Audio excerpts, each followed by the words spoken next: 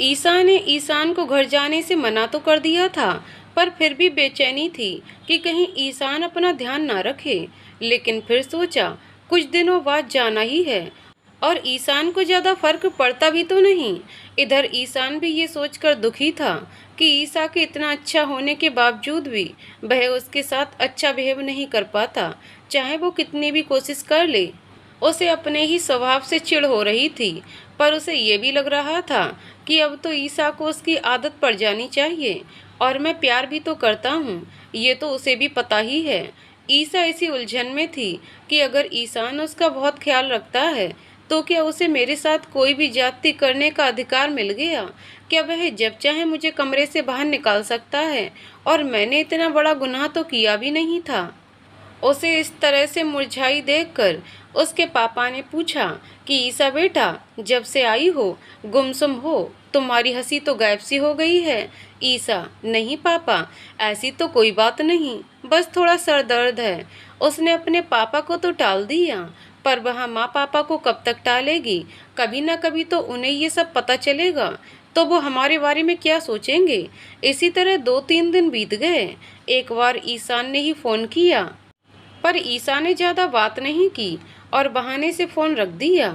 एक रात महेश घर आया और खाने के वक्त जब ईसा नहीं दिखाई दी तो बोला कि ईसा भाभी की तबीयत ठीक है ना? ईशान, हाँ बिल्कुल ठीक है। महेश, नहीं वो दिखी नहीं इसलिए पूछ लिया, मुझे लगा कमरे में आराम कर रही हैं। दीपा जी ने महेश को कहा, नहीं बेटा, वो कुछ दिनों के लिए अपने घर चली गई है। ईशान और महेश, तुम बताओ कैसा चल रहा है बिजनेस? महेश, बहुत अच्छा चल रहा है, बस अब तो शादी करना चाहता हूँ। ईशान, ओह तो आई कोई पसंद? ये सुनते ही महेश की आंखों के सामने ईसा का चेहरा आ गया और बोला कि हाँ, मेरा मतलब नहीं तो तुम ही ढूंढ दो यार, ईसा भाभी जैसी कोई। दीपा जी, नहीं बेटा, मेरी ईसा जैसी तो कोई नहीं, पर ईशान को तो समय नहीं, मैं ही ढूंढती हूँ। पाठक जी, पर तुम्हें अब कैसे होश आया शादी का? महेश, जी अंकल जी, बस आ ही गया, कमरा और दिल खाली सा महसूस करता हूँ, इसलिए सोचा कि ईशान के जैसे सेट हो जाऊँ। सब हंसने लगे, पर ईशान बस ईसा के ख्यालों में ही डूबा था और सोच रहा था कि न जाने ईसा उसे याद भी करती है या नहीं। वह ईसा को फ़ोन करता तब भी ईसा बस नॉर्मल बात करती। जब ईशान ने पूछा कि घर कब आओगी तो ईसा ने कहा कि पता नहीं, क्योंकि पापा की तबीयत ज़्यादा अच्छी नहीं है। फिर 1-2 दिन बाद शर्मा जी बिल्कुल ठीक थे। एक दिन दीपा जी ने ईसा को बताया कि बेटा, हम दोनों कुछ दिन गांव में आना चाहते हैं, तुम्हारे पापा थोड़ा माहौल बदलना चाहते हैं। ईसा, जी माँ, ज़रूर आप आ जाएं, मैं शाम तक घर पहुँच जाऊँगी, चिंता ना करें। पर माँ, आप यहीं रहना। दीपा जी, हाँ बेटा, पर वहाँ अपना घर भी है, उसे भी थोड़ा ठीक करवा लेंगे, कभी कभी जाने का मन करता है। ईसा उसी शाम घर वापस आ गई, क्योंकि वह माँ पापा को बिल्कुल परेशानी में नहीं देख सकती थी। दीपा जी ने भी जाने की सारी तैयारी कर ली थी, पर ईसा ने कहा कि माँ सुबह ही जाना। रात को ईशान घर लौटा तो ईसा को माँ से बात करता देख उसे बहुत अच्छा लगा। सबने एक साथ खाना खाया।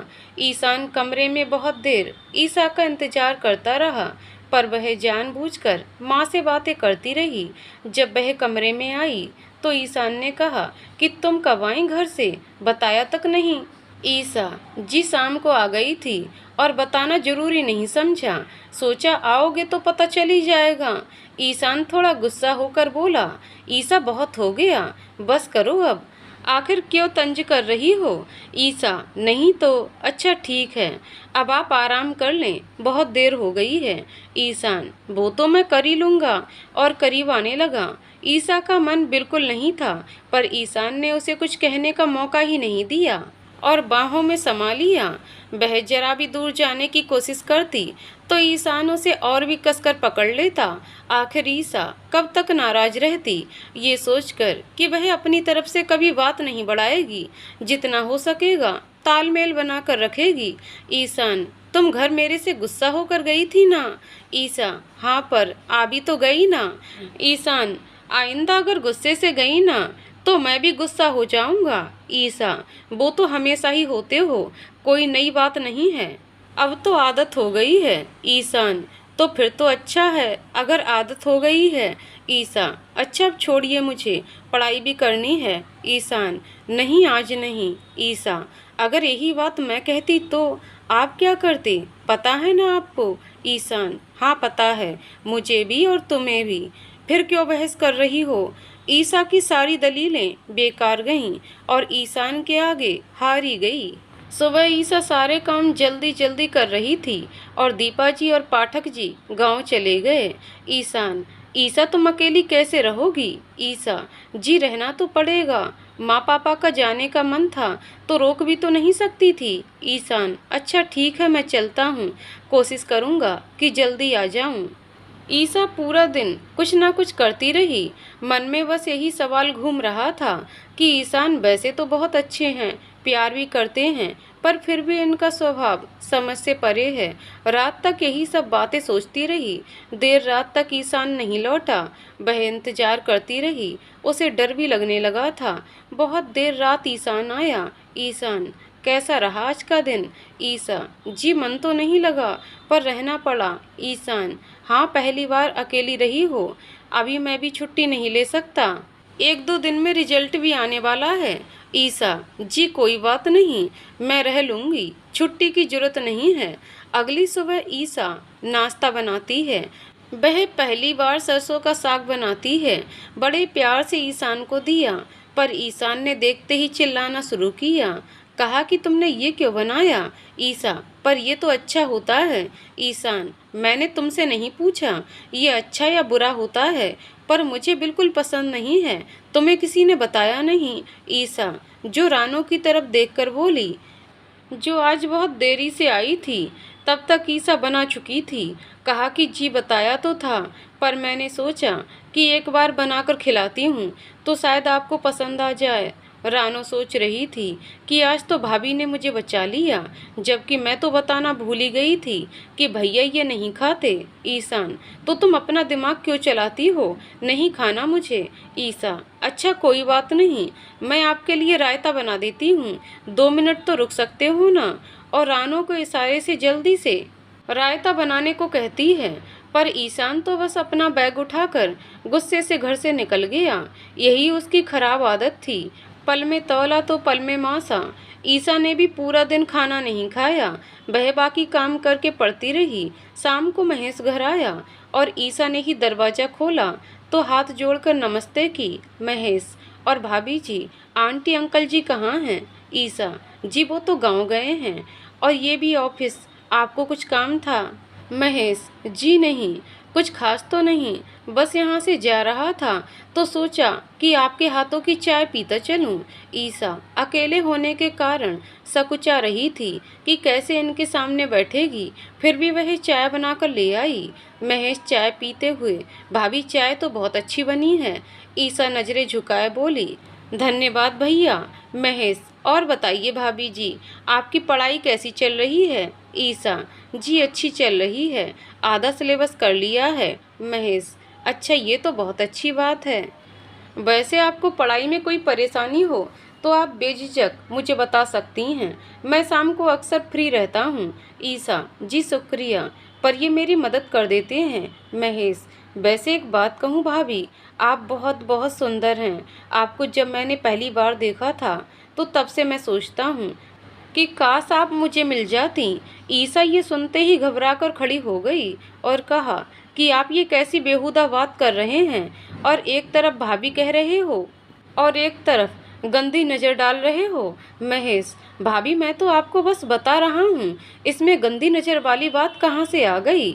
आप सुंदर हैं यही तो कहा मैंने, कौन सा कोई गाली दी है।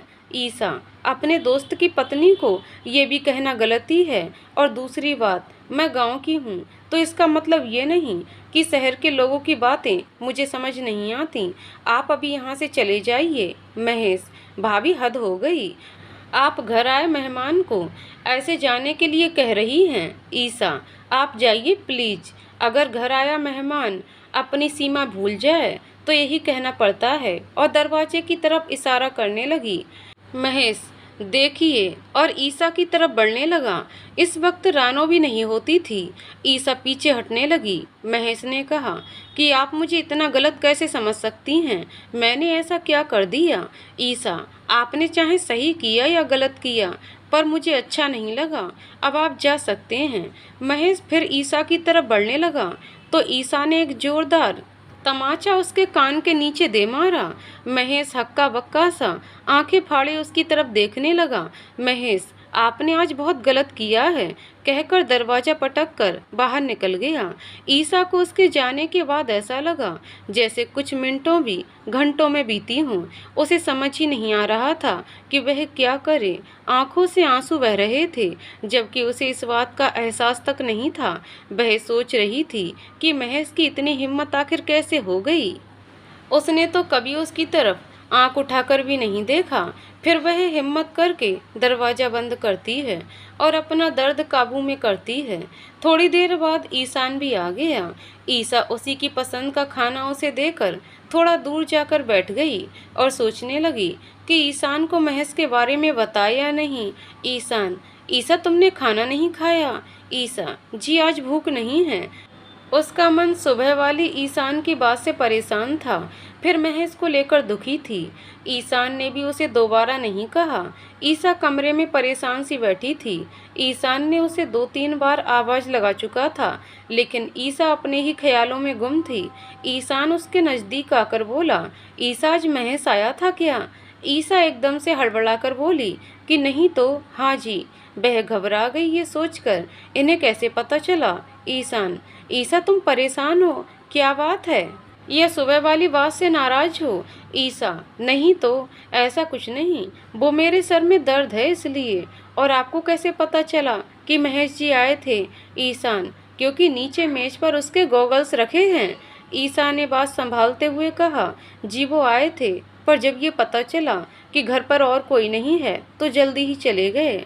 वह जानबूझकर ईशान से बात छुपा लेती है, क्योंकि उसे पता था अगर ईशान को पता चला तो वह उसे जान से ही मार देगा। ईशान ने कहा कि महेश के लिए कोई लड़की बताओ, अगर कोई दिमाग में हो। ईसा, जी जरूर बताऊंगी, मैं आपका दूध ले आती हूँ। ईशान, हाँ ठीक है, जल्दी आना। ईसा रसोई में जाकर अपने रुके हुए आंसू निकालकर दिल हल्का करती है। उसे ईशान से बात छुपाना भी गलत लग रहा था और बताने की हिम्मत भी नहीं थी। वह हैरान थी महेश की सोच पर और नीयत पर। कमरे में जब ईसा गई तो ईशान को दूध देकर पूछा कि सुनिए, आप मुझे अभी से बता दें कि आपको सुबह नाश्ते में क्या खाना है। ईशान को सोचकर बोला कि सॉरी ईसा, सुबह के लिए असल में मुझे सरसों का साग से शुरू से ही नफरत है। मैं अपने को गुस्सा करने से रोक ही नहीं पाया। ईसा, आप बस बता दें कि क्या खाना है, फिर मैं तैयारी करके सो जाती हूँ। ईशान, कल तो मटर पनीर खाने का मन है, अगर कोई दिक्कत नहीं हो तो। ईसा, जी ठीक है, बना दूंगी। और सोने के लिए लेट गई। ईशान उसके पास लेटकर बोला कि सच में तुम्हें नींद आ रही है? ईसा आंखें बंद करके बोली, जी सच में आ रही है। ईशान उसके गाल को चूमकर दूसरी साइड सो गया। इसी तरह कुछ दिन बीते। अब ईसा और भी ज़्यादा गंभीर हो गई थी। दिन में अकेली रहने में उसे कभी कभी घबराहट होती थी। ईशान का तो वही हाल था, कभी छोटी सी बात पर गुस्सा करता और अगले ही पल भूल भी जाता। एक सुबह ईशान ने फ़ोन में देखा कि उसके सारे पेपर्स क्लियर हो गए हैं और 4 दिन बाद इंटरव्यू है। ईसा बहुत खुश हुई। माँ और दोनों पापा को भी खबर दी। सबने बहुत आशीर्वाद दिए और खुश हुए। ईशान ने खुशी में ईसा को गोद में उठा लिया और झूमने लगा।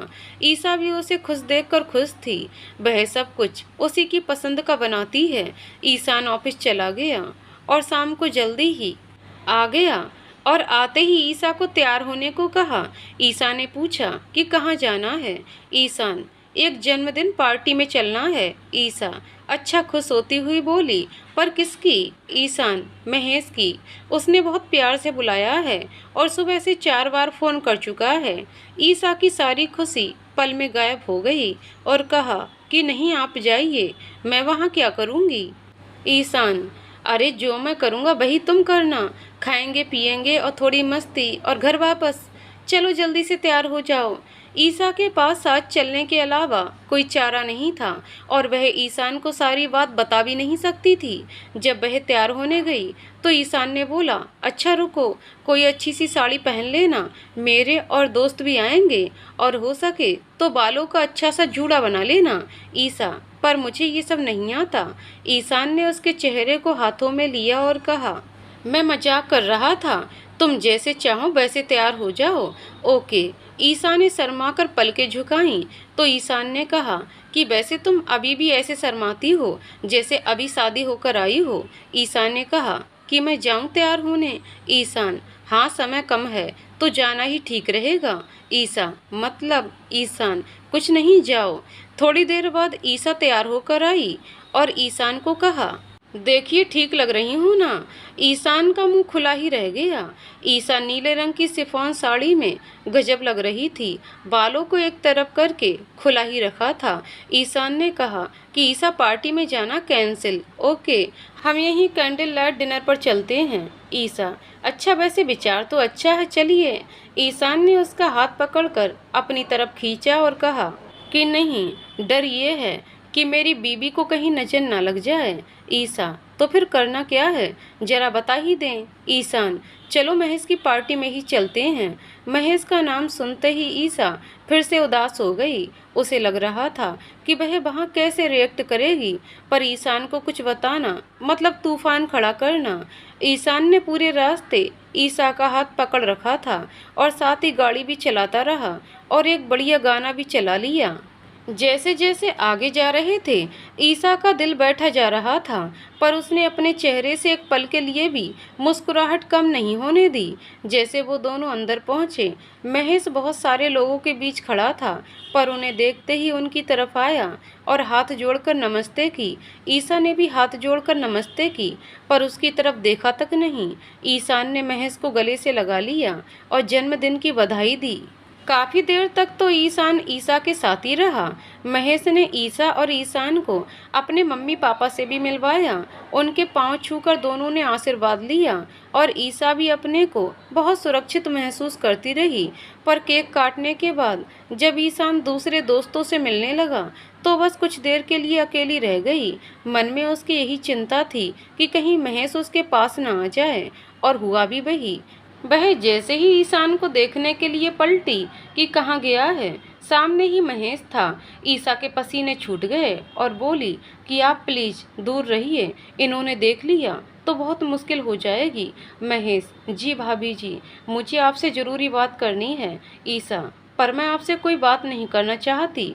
महेश, जी जैसी आपकी मर्जी, अभी सही समय भी नहीं है। और एक पेपर उसके हाथ में पकड़ाने लगा। ईसा ने लेने से मना किया तो महेश उसके हाथ में जबरदस्ती वो पेपर रखकर चला गया और जाते जाते बस इतना ही कहा कि हो सके तो इसे जरूर पढ़ लेना प्लीज। ईसा हैरान थी। वह उस पेपर को बाहर फेंकने ही वाली थी कि ईसान आ गया, क्योंकि ईसान ने देख लिया था जब महेश उसे पेपर दे रहा था और कहा कि क्या हुआ ईसा, परेशान क्यों लग रही हो, और ये महेश कुछ कह रहा था तुम्हें। ईसा उस पेपर को हाथ में छुपा कर रख लेती है और नॉर्मल होने का नाटक करती है, कहती है कि नहीं तो कुछ नहीं। वो यही कह रहा था कि ईसान और आपने खाना खाया या नहीं। ईसान को शक हो गया कि ईसा जरूर कुछ छुपा रही है और कहा कि पक्का यही बात है ना। ईसा, जी और क्या, मुझे वो भला क्या कहेगा। ईसान ने मन में सोचा कि ईसा ये भूल गई है कि मैं पुलिस वाला हूँ, मुझसे कुछ भी छुप नहीं सकता। ईसा, अच्छा सुनिए, चलो खाना खाते हैं, बहुत भूख लगी है। ईसान खाना तो खाने लगा, पर उसका दिमाग वहीं पड़ा था कि महेश ने ईसा को ऐसा क्या कहा था या दिया जो ईसा मुझसे छुपा रही है, और इसका कारण क्या हो सकता है। ईसा खाना तो खा रही थी, पर नज़रें बस ईसान पर ही टिकी थीं। महेश की नज़र रह रहकर ईसा पर थी। वह उसके चेहरे से ये पता लगाना चाहता था कि उसने पढ़ लिया है या नहीं। ईसान भी महेश के हाव भाव समझने की कोशिश कर रहा था। ईसा, सुनिए जी, क्या हम अब घर चलें। ईसान, हाँ चलते हैं, मैं भी कहने ही वाला था। और दोनों ही महेश से विदा लेकर चल पड़े। रास्ते में ईसान बहुत गंभीर सा रहा। ईसा की हर बात का जवाब बस हाँ हूँ में देता रहा। ईसा अंदर से तो बहुत चिंता में थी, पर ईशान से वह नॉर्मल बात कर रही। ईसा, आप कुछ बोल क्यों नहीं रहे? ईशान, नहीं ऐसा कुछ नहीं, बस थकावट है, नींद भी आ रही है। ईसा, और तो कोई बात नहीं है? ईशान, नहीं तो। घर पहुंचते ही ईशान चेंज करके लेट गया। आंखों के सामने बस वही सीन घूम रहा था जब महेश ईसा को कुछ दे रहा था और ईसा ने उसे छुपा लिया था। उसके दिमाग में सनक हो गई कि जब तक उसे इस बात का पता नहीं चलेगा वो चैन से नहीं बैठेगा। उधर ईसा को भी अंदाजा हो गया था ईशान कुछ उखड़ा सा है। उसने पेपर को अलमारी में छुपा दिया था और ईशान के पास बैठकर उसके बालों में हाथ घुमाने लगी।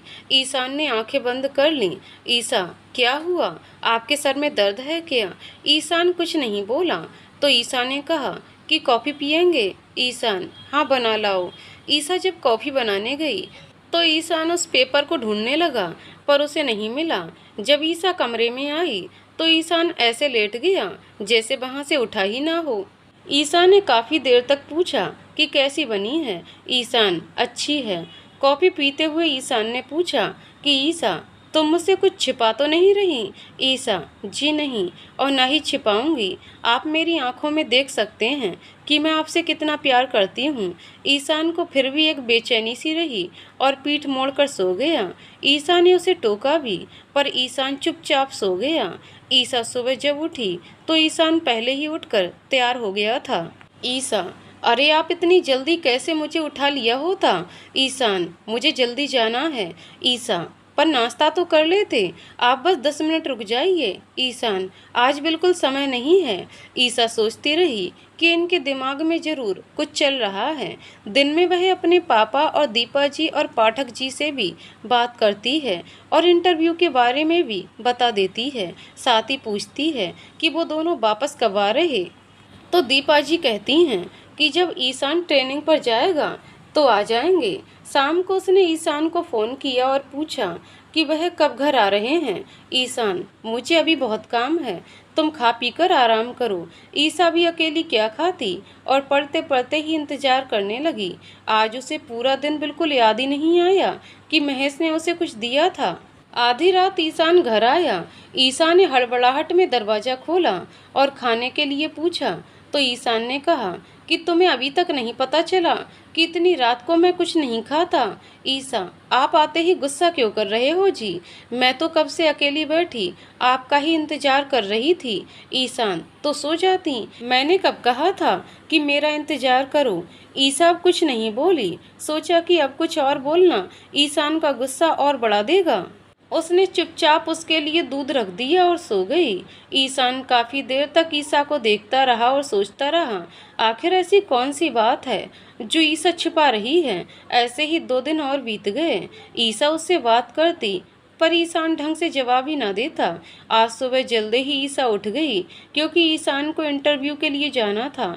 वह सब कुछ बहुत अच्छे से कर रही थी। नाश्ते के बाद जब ईशान जाने लगा तो ईसा ने कहा, आप ये दही और चीनी खा लीजिए, देखना आपका इंटरव्यू बहुत अच्छा जाएगा। ईसा ने मुंह बनाकर कहा, मैं फालतू की बात पर विश्वास नहीं करता और चला गया।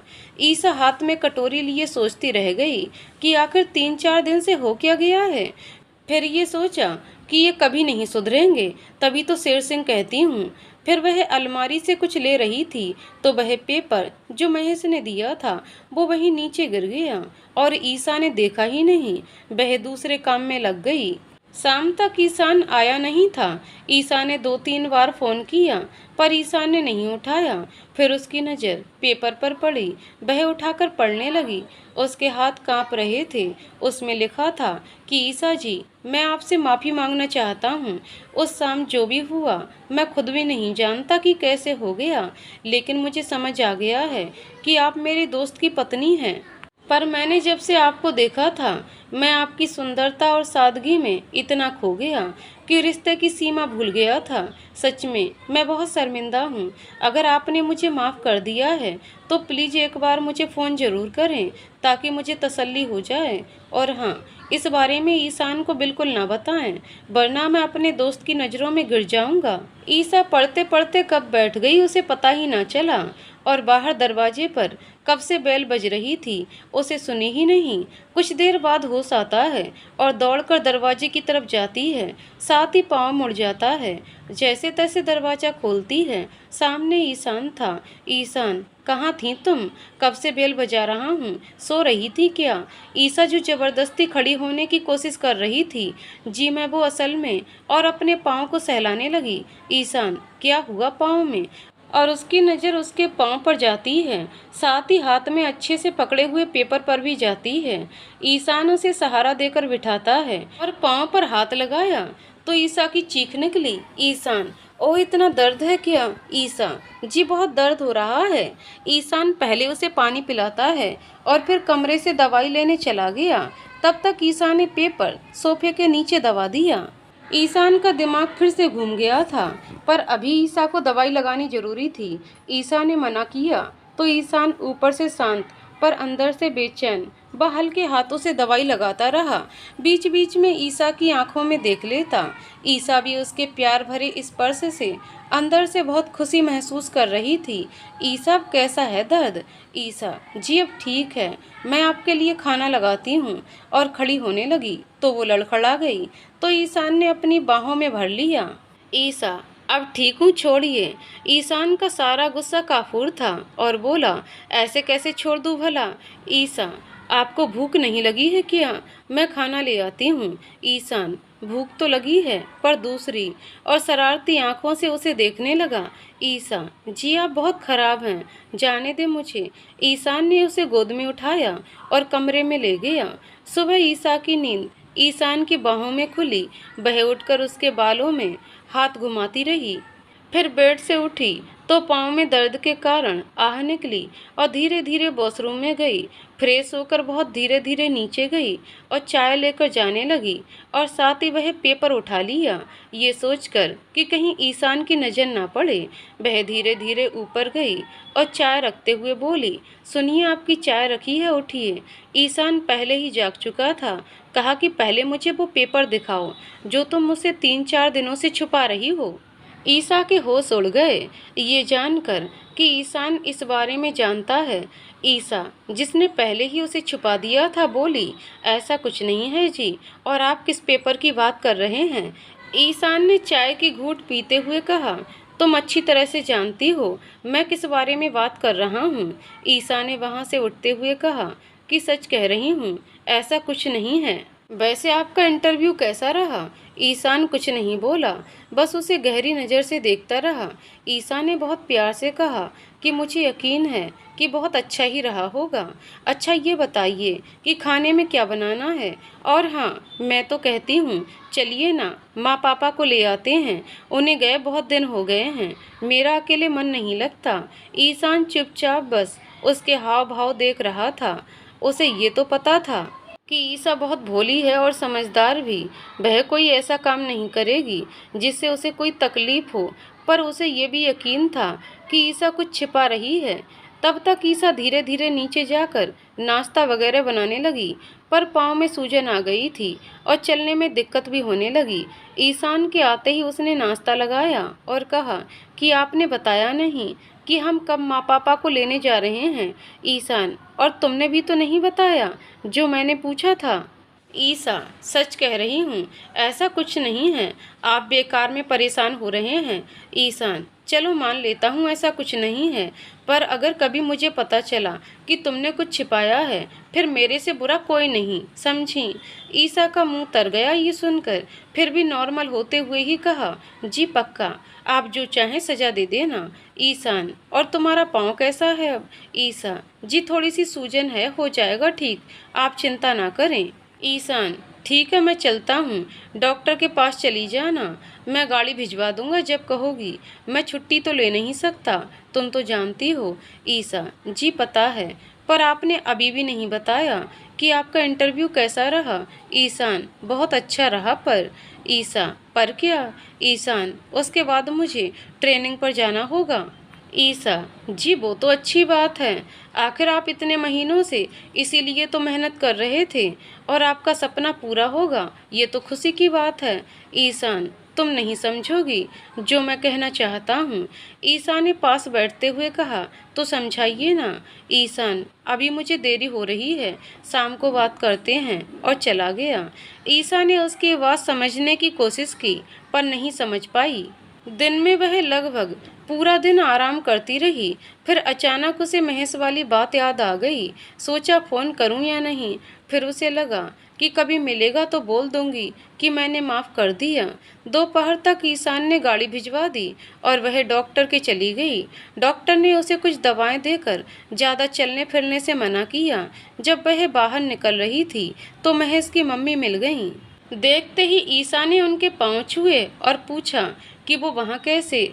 तो महेश की मम्मी सुनीता जी ने बताया कि बस बेटा, मैं तो यहाँ रूटीन चेकअप के लिए आई थी और ईसा से भी पूछती हैं कि वो अकेली यहाँ कैसे, तो ईसा सब बता देती है। सुनीता जी, बेटा तुम उस दिन तो बहुत जल्दी में चली गई थी, आज घर चलो, तुमसे बहुत सारी बात करनी है। ईसा, जी आंटी, पर मैं अकेली कैसे, मेरा मतलब फिर कभी इनके साथ आती हूँ।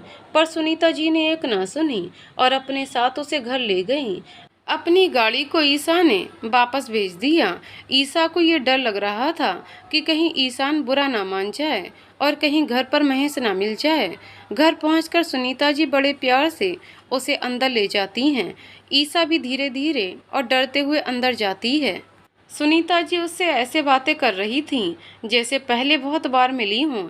ईसा भी कुछ देर बाद खुल गई थी। दोनों ने एक साथ चाय नाश्ता किया और फिर ईसा ने वहीं पर दवाई भी ले ली। ईसा ने ईशान को बताने के लिए कि वो आंटी के साथ है 2 बार फ़ोन मिलाया पर रिंग नहीं गई। 2 घंटे के बाद ईसा ने कहा कि आंटी जी, अब मैं चलती हूँ, शाम हो गई है। सुनीता जी जाने ही नहीं देती और कहती हैं कि थोड़ी देर और रुको, तुम्हारे आने से घर घर लग रहा है, वरना पूरा दिन अकेले पड़ी रहती हूँ, दीवारें काटने को दौड़ती हैं। महेश भी कहाँ नहीं मानता, बोल बोल कर थक गई हूँ कि शादी कर ले, पर सुनता ही नहीं। ईसा जी, पर उन्हें शादी कर लेनी चाहिए, आखिर कोई वजह तो होगी ना करने की। सुनीता जी, बेटा अगर वजह पता हो तो कोई उपाय भी ढूंढूं, पर वह तो कभी कुछ बताता ही नहीं। घर सुनसान रहता है, तेरे अंकल और महेश देर रात ही घर लौटते हैं। कभी कभार महेश शाम को थोड़ी देर से आता है और फिर गायब हो जाता है। फिर कहा, अच्छा रुको, मैं अभी 5 मिनट में आती हूँ। जैसे वो अंदर गई, महेश आ गया। ईसा की समझ नहीं आ रहा था कि वो क्या करे और अचानक से अपनी सीट से खड़ी हो गई। इतने में ही महेश ने हाथ जोड़कर नमस्ते की। ईसा ने भी इसी तरह नमस्ते की। महेश जी, ईसा जी आप यहाँ कैसे, ईशान भी आया है क्या? ईसा ने नजरें झुकाकर कहा, जी वो असल में मैं तो। तभी सुनीता जी बाहर आईं और महेश को देखते हुए बोलीं, और तुम कैसे आ गए आज इतनी जल्दी? और ईसा को तो मैं ले आई हूँ, ये मुझे अस्पताल में मिल गई थी। महेश, अच्छा किया आप ले आईं, पर अस्पताल में क्यों, क्या हुआ? सुनीता जी, अरे तुम पहले बैठो तो सही, फिर बैठते ही वह सब बता देती हैं। पर ईसा ने एक बार भी नजरें नहीं उठाईं। सुनीता जी, अरे बेटा, देखा बातों में मैं तुम्हें ये देना ही भूल गई, लो ये तुम्हारे लिए, और हाँ, मना तो बिल्कुल नहीं करोगी, समझी? ईसा पैकेट पकड़ते हुए, जी आंटी जी, पर इसकी कोई जरूरत नहीं थी, और ये भी गुस्सा करेंगे, मैं कोई मेहमान थोड़ी हूँ, और वापस देने लगी।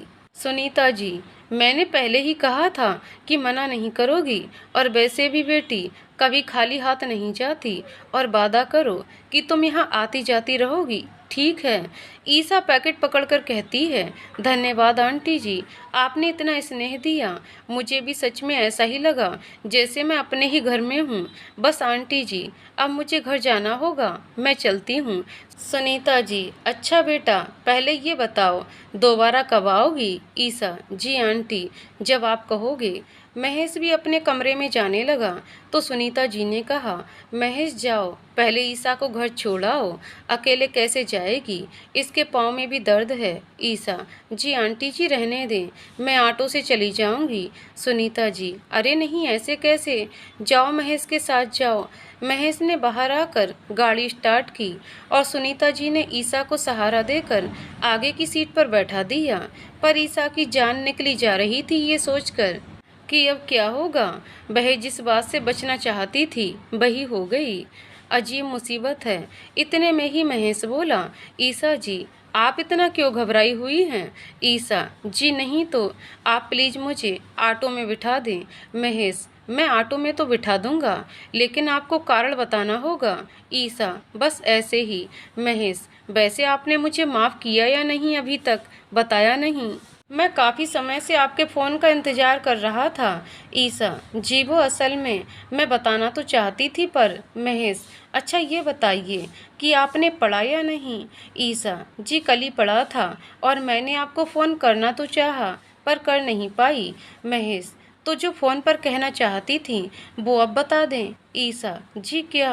महेश कि आपने माफ़ किया या नहीं, कहो तो मैं कान पकड़ता हूँ, आपके पाँव पकड़ लूँ। ईसा जी नहीं नहीं, इसकी कोई ज़रूरत नहीं। आप ध्यान से गाड़ी चलाइए वरना कहीं टक्कर हो जाएगी। और मैंने आपको माफ़ कर दिया। महेश आप नहीं जानती आपने मेरे सर से कितना बड़ा बोझ उतार दिया है। मेरी रातों की नींद उड़ी हुई थी, मैं किसी काम को सही से नहीं कर पा रहा था। बहुत बहुत धन्यवाद। ईसा पर आप वादा करें आगे से कभी किसी भी लड़की से ऐसा व्यवहार नहीं करेंगे। महेश जी बिल्कुल नहीं। आपने मुझे मेरे दोस्त की नज़रों में गिरने से बचा लिया, मतलब बहुत कुछ कर दिया। आप चाहो तो मुझे सजा भी दे सकती हैं। ईसा थोड़ा कंफर्ट महसूस करने लगी और उसके दिमाग से भी सारी चिंता दूर हो गई। कहा कि नहीं मुझे कोई सज़ा नहीं देनी, आपको अपनी गलती का एहसास हो गया यही बहुत है। पर एक बात कहना चाहती हूँ, अगर आप नाराज़ ना हो तो। महेश ईसा जी कैसी बात कर रही हो, मैं आपसे नाराज़ हो ही नहीं सकता, आप बेझिझक कहिए। ईसा मुझे संकोच हो रहा है कि कैसे कहूँ, कहीं आप गलत ना समझें। महेश अच्छा उससे पहले मैं कुछ कहूँ, फिर शायद आप आराम से बात कर पाएँ। ईसा जी ज़रूर। महेश आप मुझे अपना दोस्त तो समझ सकती हैं ना, जहाँ कोई बात करने के लिए किसी भी तरह की औपचारिकता की जरूरत नहीं होती। ईसा पर कोई लड़का दोस्त कैसे हो सकता है। महेश हंसने लगा और कहा कि क्यों नहीं हो सकता। ईसा जी आप बहुत भोली हैं सच में। ईशान बहुत किस्मत वाला है जो आप उसे मिली। अगर किसी से बात करना हमें अच्छा लगे और हर मुश्किल वक्त में वो हमारे साथ खड़ा हो तो कोई भी किसी भी उम्र का दोस्त हो सकता है। इसके लिए लड़का या लड़की कोई भी हो सकता है। ईसा पर महेश आप बिल्कुल चिंता ना करें, मैं अपनी सीमा अच्छे से समझ चुका हूँ। मेरे दिल में जो भी गंदगी आई थी वो आपकी एक ही थप्पड़ ने साफ कर दी है। आपको कभी कोई शिकायत का मौका नहीं दूंगा। ईसा जी फिर तो ठीक है, पर मैं आपको अपना बड़ा भाई ही मानूंगी। ठीक कह रही हूँ ना, आपको बुरा तो नहीं लगा। महेश ने जोर से हंसते हुए कहा जी बिल्कुल नहीं, आपको जिस बात से खुशी हो वही ठीक, मुझे कोई समस्या नहीं। दोनों के बीच का तनाव खत्म हो गया था। ईसा भी अंदर से अच्छा महसूस कर रही थी। तभी घर आ गया और महेश ने गाड़ी रोकी और कहा लीजिए आप अपना घर संभालिए और मैं चलता हूँ ऑफिस।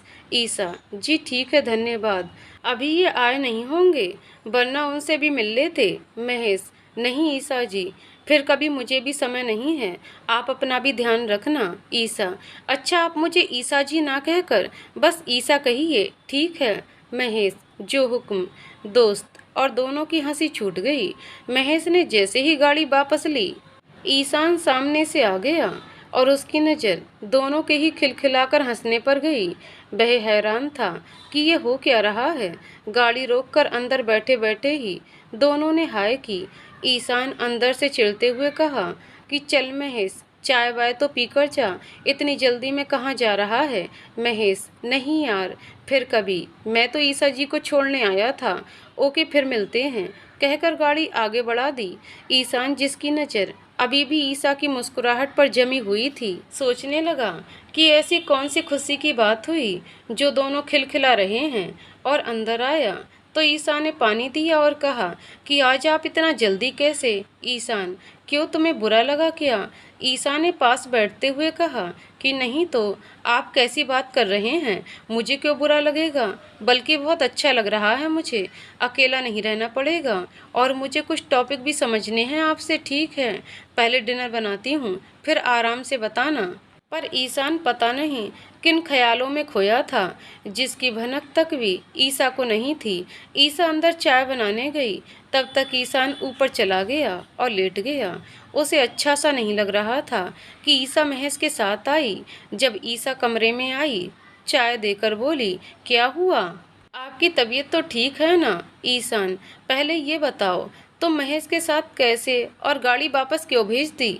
ईसा फिर सब बता देती है और कहती है, अरे मैं तो वह गिफ्ट देखना ही भूल गई जो आंटी जी ने दिया था। ये कहकर वह उठने लगी तो ईशान ने उसका हाथ पकड़कर वापस बिठा लिया और कहा कि तुम बात टाल तो नहीं रही?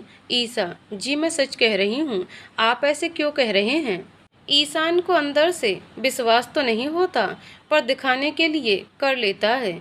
ईशान, और पाँव कैसा है? ईसा, जी ठीक है। ईशान, अच्छा आज बाहर चलें क्या खाना खाने? ईसा, आप जैसा चाहो, या फिर कल चलें, आज मैं पढ़ी नहीं पाई। ईशान, ठीक है कहकर अपने माँ पापा से बात करने लगा। तब तक ईसा ने हल्का फुल्का खाना बनाया और ऊपर ले आई। दोनों ने एक साथ खाना खाया। फिर उसने ईशान को गिफ्ट दिखाया जो सुनीता जी ने दिया था। कहा कि देखिए कितनी सुंदर साड़ी दी है आंटी ने, वो बहुत अच्छी है। ईशान, पर तुम्हें क्या जरूरत थी उनसे लेने की? ईसा, जी आप कह तो सही रहे हैं, पर उन्होंने बहुत प्यार से कहा तो मैं मना ही नहीं कर पाई। और ईशान के पास बैठकर बोली कि अच्छा आप सुबह कुछ कहते कहते रुक गए थे, बताइए क्या बात थी? ईशान मन में सोचता है कि वह ये कहना चाहता था कि ईशान जब ट्रेनिंग पर जाएगा तो उसे वह बहुत याद आएगी। ईसा, अरे बताइए ना क्या बात थी जब आपने कहा था कि मैं नहीं समझूंगी? ईशान, नहीं कुछ नहीं, ऐसा कुछ खास नहीं था, और लेट गया। फिर ईसा पढ़ने बैठ गई। थोड़ी देर इंतजार करने के बाद ईशान ने कहा कि ईसा आओ सो जाओ, अब मुझे नींद आ रही है। ईसा, हाँ जी, आपको नींद आ रही है तो सो जाइए ना, मुझे तो अभी पढ़ना है। ईशान उठकर उसके पास आया और ईसा के गले में बाहें डालने लगा तो ईसा ने कहा, आप जाकर सो जाइए, मुझे नींद नहीं आ रही। ईशान, कल पढ़ लेना, सारा दिन खाली ही तो रहती हो। ईसा, जो आज पढ़ना है वो तो आज ही पढ़ना है ना। ईशान, आज कुछ ज़्यादा भाव नहीं खा रही हो? ईसा, आज से मतलब? ईशान, मतलब जब से मैं। तभी उसका फ़ोन बजता है और वह बात करने लगता है। ईसा ने उसकी बात को समझना चाहा पर नहीं समझ पाई। बात करने के बाद ईशान ने देखा कि ईसा का ध्यान बस पढ़ने में ही है तो वह भी चुपचाप सो गया। 3-4 दिन ऐसे ही चलता रहा। ईशान ईसा के साथ कहीं बाहर जाना चाहता था पर समय ही नहीं मिल पा रहा था। एक सुबह ईसा ने कहा कि सुनिए, घर का ज़रूरी कुछ सामान लाना है, कब लेने जा सकते हैं? ईशान, मुझे तो अभी कुछ दिन समय नहीं मिलेगा, तुम ले आओ, लेकिन अगर काम चल सकता है तो मेरे साथ ही चलना या फिर चली जाओ, इस बहाने तुम्हें भी सब पता चल जाएगा कि कहाँ क्या मिलता है। ईसा, पर मैं तो अकेली कभी गई नहीं, माँ के साथ ही जाती थी। ईशान, तो उसमें कौन सी बड़ी बात है, माँ कब तक तुम्हारी मदद करती रहेंगी? तुम्हें भी तो पता होना चाहिए, बताओ कब जाना है, मैं गाड़ी भिजवा दूंगा। ईसा, पर किस जगह जाना होगा ये तो बता दें, और गाड़ी रहने दें, मैं ऑटो से चली जाऊंगी। ईशान, ठीक है, जहां माँ के साथ जाती थी वहीं चली जाओ, कोई दिक्कत हो तो फ़ोन कर लेना। ईसा धीरे से बड़बड़ाई, जैसे फ़ोन उठा ही लेते हो। ईशान, कुछ कहा तुमने? ईसा, जी नहीं तो मैं क्या कहूँगी, मैं चली ही जाती हूँ। ईसा ईशान के जाने के बाद माँ को फ़ोन मिलाती है पर उनका फ़ोन मिल ही नहीं पाया। वह ऑटो लेकर मॉल पहुँची, कुछ ज़रूरत का सामान लिया और जब थक गई तो थोड़ी देर बैठ गई। उसे देखकर 2 लड़के जो काफ़ी देर से उस पर नज़र रखे हुए थे पास ही बैठकर उसे घूरने लगे। ईसा ने ध्यान नहीं दिया जब उनमें से एक लड़का बोला, ओ मैडम, हम कब से आपको निहार रहे हैं, जरा एक नज़र तो डाल लो। ईसा ने आवाज़ की तरफ ध्यान दिया तो देखा कि 2 हट्टे कट्टे लड़के बिल्कुल उसके सामने ही बैठे थे। वह घबरा गई और वहां से उठकर जाने लगी तो एक ने उसका हाथ पकड़ लिया और कहा कि इतनी जल्दी भी क्या है, थोड़ी देर तो बैठ जाओ, ज़्यादा थक गई हो तो हाथ पांव ही दबा दें। ईसा ने चिल्लाकर कहा, मेरा हाथ छोड़ो वरना अच्छा नहीं होगा। पर उस लड़के ने और भी कसकर हाथ पकड़ लिया और अपनी तरफ खींच लिया। कहा कि अच्छा, पर मुझे तो लगता है हाथ पकड़ने की बजाय मुझे तो तुम्हें गले लगाना चाहिए था। ईसा ने ये सुनते ही उसे थप्पड़ लगाना चाहा, पर उसने बहुत बेदर्दी से दोनों हाथ पकड़ लिए। ईसा की आंखों से आंसू बहने लगे, पर उसने उन्हें बहुत सुनाया, लेकिन दोनों ही और भी ज्यादा जोर से उस पर तंज करते हुए हंसने लगे। दोनों उसे खींचकर एक कोने में ले गए और एक उसके चेहरे की तरफ झुका ही था कि उसके चेहरे पर जोरदार मुक्का पड़ा, जिसे लगते ही वह लड़का लड़खड़ाकर पीछे की तरफ गिर गया, जबकि ईसा ने तो डर के मारे आंखें बंद कर ली थीं। और दूसरा तो तभी भाग गया जब ईसा ने आंखें खोली तो देखा कि महेश उसकी अच्छे से धुलाई कर रहा है। लड़का बेसुध होने लगा था तो ईसा ने ही चीख कर कहा, बस करिए महेश जी, वह वरना मर जाएगा। महेश को कुछ सुनाई नहीं दे रहा था। वह उसे मारते मारते बाहर ले गया और अधमरा कर दिया। ईसा भी पीछे पीछे गई। उसे रोकने पर महेश तब तक नहीं रुका और जब तक उसके चेहरे पर बहुत जगह से खून निकलने लगा। ईसा, बस करिए महेश जी, क्या हाल कर दिया आपने, और रोने लगी। महेश, तो क्या इसकी पूजा करूं? इसकी हिम्मत भी कैसे हो गई तुम्हारे साथ कुछ भी गलत करने की? फिर दोनों ही कुछ देर खामोश रहते हैं। फिर महेश ने ही कहा कि अंदर चलो। ईसा बिना कोई सवाल किए उसके पीछे गई और फिर महेश ने कहा कि वॉशरूम जाकर मुंह धोकर आओ, फिर मैं तुम्हें घर छोड़ देता हूँ। ईसा ने ऐसा ही किया। महेश तब तक चाय मंगा लेता है और बैठने को बोला तो ईसा नजरें झुकाकर बैठ गई। महेश थोड़ी देर बाद बोला, हो गई शॉपिंग? ईसा गर्दन हाँ में हिला देती है। महेश, तुम ठीक हो ना? ईसा फिर गर्दन हिला देती है। महेश, ईसा इतना परेशान मत हो, ये बदमाश ऐसे ही होते हैं, जब तक इन्हें खुराक ना दो ये सुधरते नहीं। ईसा, सारी गलती मेरी ही है, मुझे अकेले नहीं आना चाहिए था। महेश, लो कर दी ना बेवकूफ़ों वाली बात। तो क्या तुम्हें हमेशा एक सहारा चाहिए? तुम क्या बच्ची हो? और ऐसा हमेशा थोड़े ही होता है। और तुम भी बहादुर बनो और जितना डरोगी उतना ही लोग डराएंगे, समझी? ईसा, पर मैं क्या कर सकती थी और मेरी गलती क्या थी? महेश, तुम्हारी गलती कौन निकाल रहा है? गलती तो देखने वाले की नज़र में होती है ना। तुमने तो उन्हें ऐसा करने को नहीं कहा था।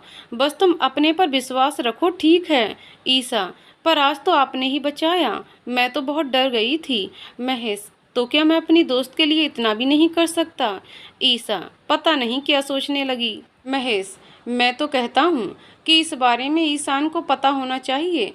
और फ़ोन मिलाने लगा। ईसा, नहीं नहीं, बिल्कुल नहीं, आप उन्हें कुछ ना बताएं, वो बहुत गुस्सा करेंगे मुझ पर, क्योंकि उन्होंने मुझे अकेले आने से मना भी किया था, पर मैं ही नहीं मानी। महेश, तो क्या तुम हमेशा किसी न किसी के साथ ही बाहर निकलोगी?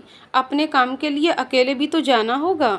इसमें छुपाने वाली कोई बात नहीं है, क्योंकि तुम्हारी कोई गलती नहीं है। गलती तो उन बदमाशों की है और उन्हें सज़ा मिलनी भी चाहिए। मैंने एक की पिक भी ले ली है, मैं अभी ईशान को भेजता हूँ। ईसा खड़ी हो गई और सामान लेकर बाहर निकल गई। महेश पीछे से आवाज़ लगाता रह गया, पर ईसा ने तब तक ऑटो रुकवाया और बैठकर चली गई। महेश की समझ ही नहीं आया कि वो क्या करे। ईसा घर गई और बेसुध सी बेड पर लेट गई। सोचने लगी कि अगर आज महेश नहीं आया होता तो न जाने क्या होता। दूसरा कोई भी मदद के लिए क्यों नहीं आया, जबकि आसपास बहुत लोग थे। कैसा समाज बन गया है। लोगों को बस अपनी बहन बेटी के साथ अगर ऐसा हो तो खून खराबा कर देते हैं, पर अगर कोई अनजान है तो दूर से बोल तक नहीं सकते कि तुम गलत कर रहे हो। वो गलत होता हुआ देख भी कैसे सकते हैं। और फिर न जाने कैसे कैसे ख्यालों में घिर गई कि जिन लड़कियों के साथ गलत होता है उन्हें तो न्याय भी नहीं मिलता होगा, क्योंकि बदमाशों से डरते जो हैं अपनी ही लड़की को चुप बैठने को कह देते हैं, तभी ये बदमाश बेधड़क घूमते हैं। पर मैं ये बात ईशान को बताऊं या नहीं, इसी कश्मकश में थी। वैसे तो बताना सही था ताकि उन्हें पकड़ा जा सके, पर सोचा कि अभी के लिए तो महेश ने उन्हें सबक सिखा दिया है, आगे कभी जरा भी कुछ हुआ तो खुद ईशान को बताएगी। साथ ही अपने से भी वादा करती है कि अब गलत होता हुआ देखेगी भी नहीं। तभी महेश का फ़ोन आ गया और पहले तो उठाती नहीं, जब 3-4 बार बेल आई तो फ़ोन उठाते ही बोली, जी कहिए महेश जी। महेश, तुम ठीक हो? घर पहुंच गई? ईसा, जी मैं घर पहुंच गई हूँ और बिल्कुल ठीक हूँ, आप चिंता ना करें। महेश, तो क्या सोचा ईशान को बताना है या नहीं? ईसा: जी अभी तो रहने देते हैं, आपने उन्हें सबक दे ही दिया है, और वैसे भी ये फिर ज़्यादा चिंता करेंगे, आप भी नहीं बताना। महेश: जैसी तुम्हारी मर्जी, पर तुम्हें डरने की कोई ज़रूरत नहीं है, और मुझे बिल्कुल अच्छा नहीं लगा कि तुम ऐसे एकदम से चली गईं। ईसा: जी आपने ही तो कहा कि मुझे किसी से भी डरना नहीं है, तो अकेले आने की आदत भी तो होनी चाहिए। महेश: हाँ तब तो ये अच्छी बात है, अपना ध्यान रखना। ईसा: जी आप भी, बाय। तभी ईशान अचानक से अंदर आया और ईसा की कही बात सुन ली। ईसा जैसे ही पलटी तो ईशान ने पूछा कि किससे बात कर रही थी। ईसा एकदम से पूछने से सकपका सी गई और मुंह से निकल गया कि जी पापा से कर रही थी। ईशान: अच्छा, और ये दरवाज़ा खुला क्यों छोड़ रखा है? कोई अनजान घर में घुस गया तो? ईसा: अच्छा हो गलती से रह गया, असल में मैं थोड़ी देर पहले ही बाजार से आई हूँ। ईशान: तो ले आई सब सामान, कोई दिक्कत तो नहीं हुई? ईसा: जी नहीं नहीं, कोई दिक्कत नहीं हुई, मैं आपके लिए चाय वगैरह ले आती हूँ। ईसा के पसीने छूट गए थे। जब ईशान उससे सवाल पूछ रहा था, तभी ईसा के फ़ोन पर शर्मा जी का फ़ोन आया और ईशान ने उठा लिया। उठाते ही ईशान ने नमस्ते की और हालचाल पूछा, तो शर्मा जी ने कहा, बेटा सब ठीक हैं, तुम सब कैसे हो? ईसा ने भी 2 दिन से फ़ोन नहीं किया था, इसलिए सोचा मैं ही कर लूँ।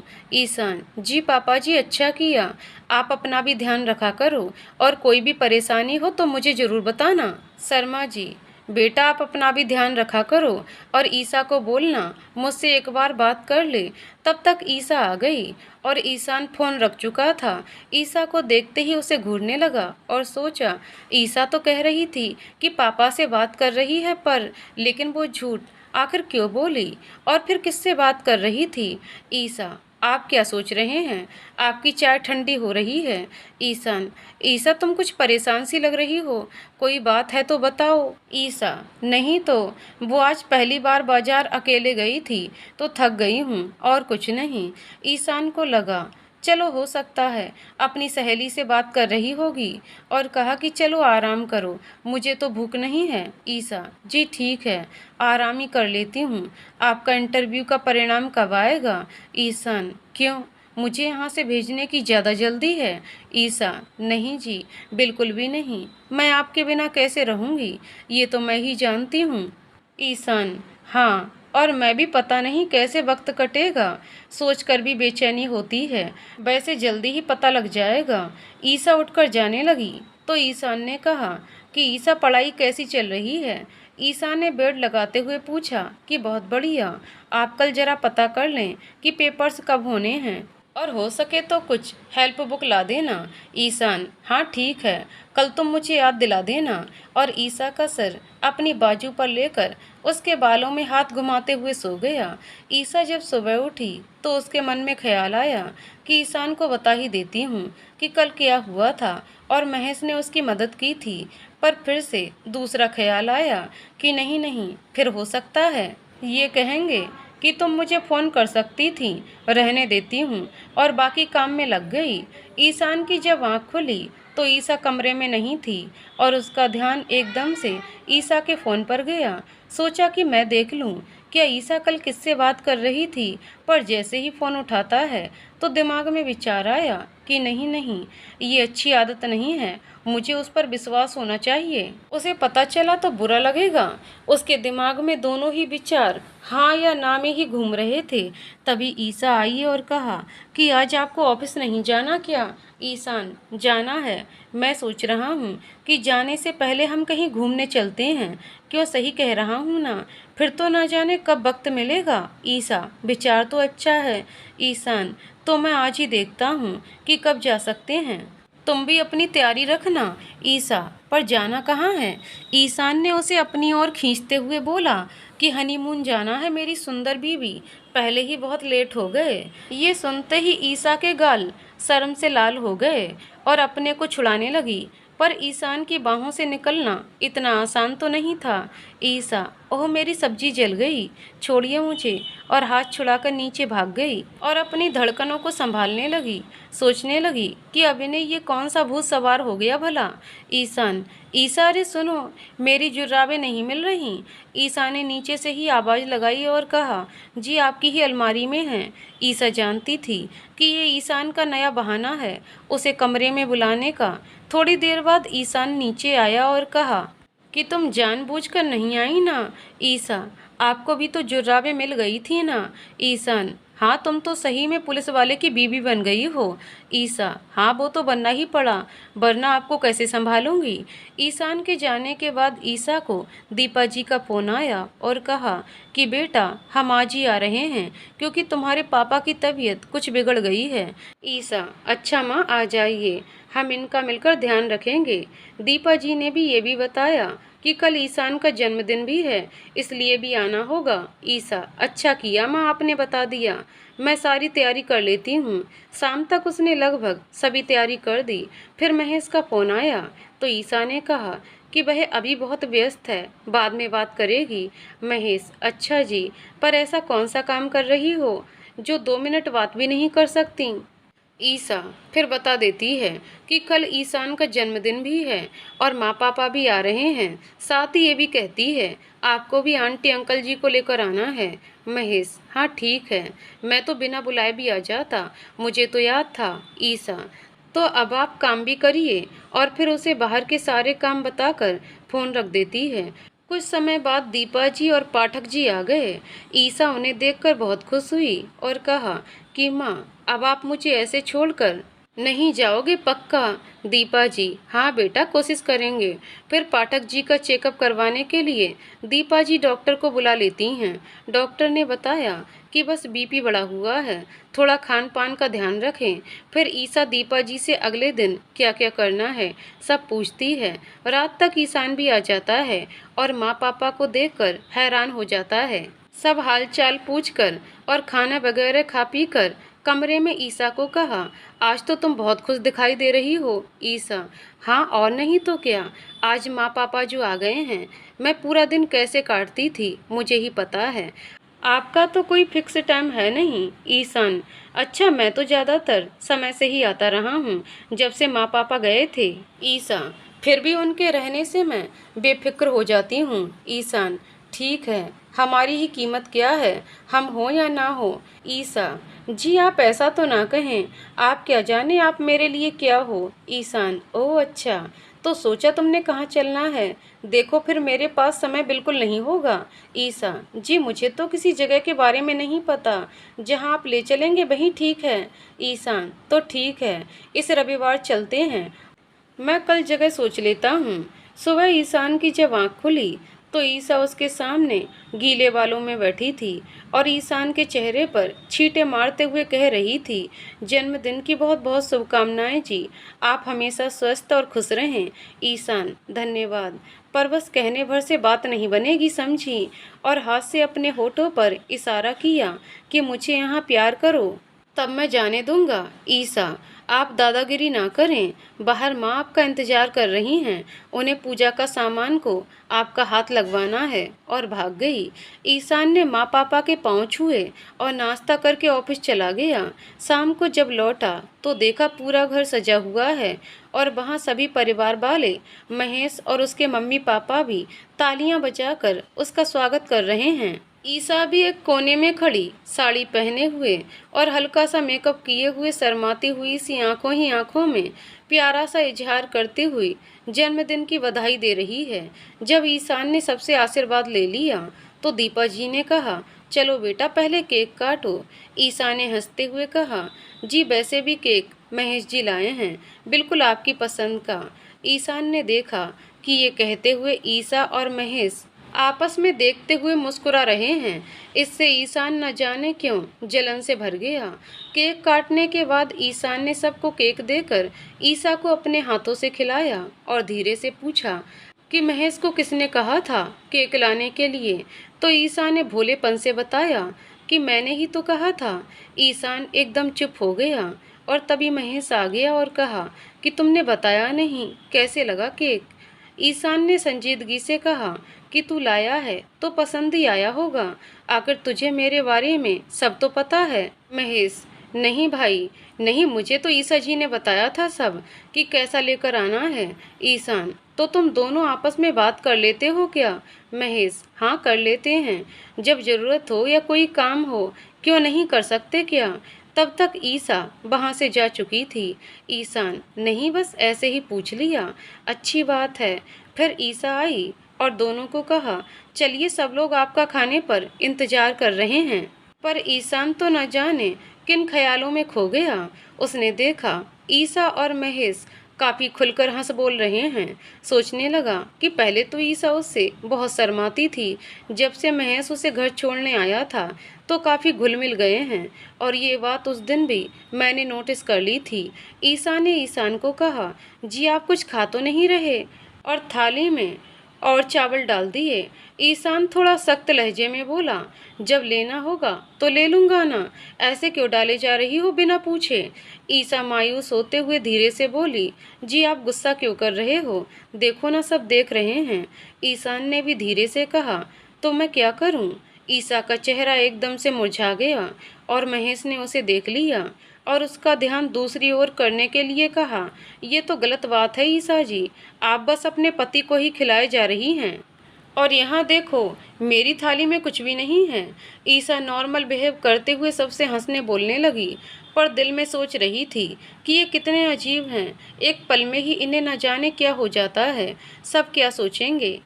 आगे की कहानी अगले वीडियो में। तो दोस्तों, आपको कहानी कैसी लगी कमेंट करके ज़रूर बताइएगा। कहानी पसंद आई हो तो वीडियो को लाइक शेयर करें और चैनल को सब्सक्राइब करें। कहानी को पूरा सुनने के लिए बहुत बहुत धन्यवाद दोस्तों।